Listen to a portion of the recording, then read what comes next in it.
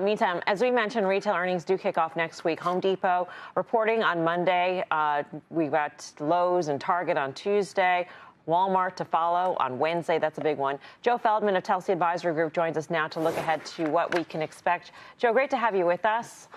Certainly it's interesting, Walmart changing its CEO now with Doug McMillon stepping down. I feel like Walmart is the big one next week to watch in terms of what they're going to say, and also given its valuation. I mean, Walmart is richly valued to itself historically, richly valued to the sector, richly valued to the S&P 500, richly valued to the Mag 7. So what do you feel about Walmart right now? Well, it does have a high valuation. We think it's warranted, just given the transformation the company's undergone over the past decade, really, under Doug McMillon. And I think they're going to carry that forward with new CEO John Furner. You know, they've had a digital transformation. They've really embraced technology. They modernized their supply chain, and by incorporating AI throughout their systems, they've really been able to operate more efficiently, target the customer more effectively. They're doing a better job now bringing in advertising revenue. They have a marketplace now. And so we think that they're doing a really good job and have an opportunity to perform well. I think the consumer, especially their consumer, we're probably going to hear is still a challenged area of the market. I think we're going to hear the paycheck cycle is still somewhat pronounced and becoming a little more pronounced even. But at the other end, they are capturing that more affluent consumer at the same time. So they're winning on all fronts. What does Target need to do? What do you need to see from Target in order for it to be a buy? I mean, it's got, an 11, 12 times forward PE or so, 5% dividend yield. We just talked to Jerry Storch, the vice chairman of Target, and he basically said he got rid of all his shares and he would prefer Walmart over Target at this point, which is rare to hear a former executive actually vote for the competition in terms of where they would put their money.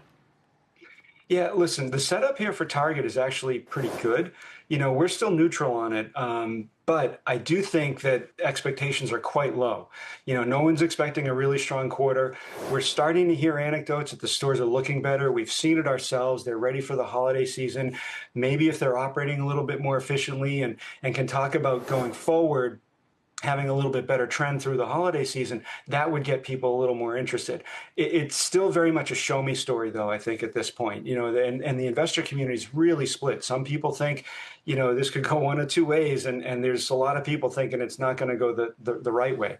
We're optimistic that they can maybe turn things around. I think new CEO Mike Fidelki is going to bring not necessarily fresh eyes, but a fresh perspective. I think now as the boss, you got to give him a chance. He made some aggressive moves already to cut some staff at corporate, and we'll see what he does in the stores. If he can really jump up the operations there to improve the business.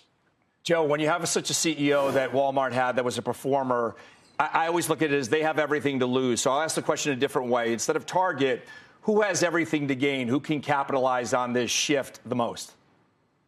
Well, I think the shift in the consumer right now is still in Walmart's favor. If anything, the tariff-related price increases are starting to flow through a little bit more heavily than we saw in the past. Now that the inventory has come in at that cost, you're going to see that in the first half. Now, there are some tailwinds to offset some of that. Obviously, I think tax withholdings have been a bit higher this year, so people will see some of that benefit in the spring.